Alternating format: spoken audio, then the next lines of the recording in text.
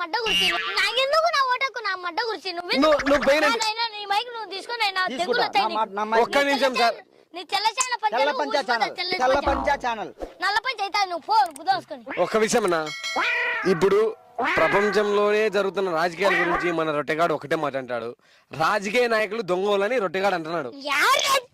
రాజకీయ నాయకుల గురించి దొంగలు అంటున్నారు.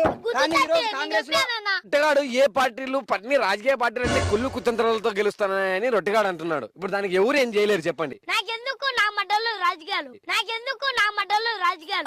పిల్లపుకొని నాకెందుకు నువ్వే నా మడ్డ పుల్ల పెట్టుకున్నా నువ్వంటివి కదరా, నువ్వు అనలేదా? నువ్వు అనకముందే దింగించావా ఏమని రెండు తెలుగు పార్టీలు కరెక్ట్ కాదు అంటున్నా. మొన్న 3 రోజులకు వచ్చినప్పుడు మన రెండు తెలుగు ప్రభుత్వాలు మన రెండు తెలుగు పార్టీల వల్ల ఏం లాభం లేదని అన్నాడు. అది నేను విన్నాను.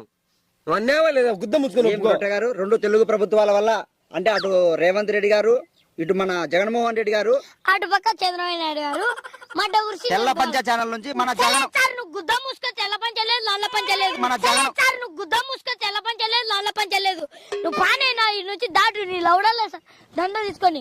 నీకేం చెప్పినారా? నేను ఏం చెప్పినాను? వాడు ఉండేది చెప్తాడు. 2 రాష్ట్రాల్లో ముఖ్యమంత్రులు మారాలని వాడు అంటాడు. వానికి నా మడ్డలేదు నాకెందుకు నా రాజకీయాలు మేము ఉచ్చలేసాది ఇంటికి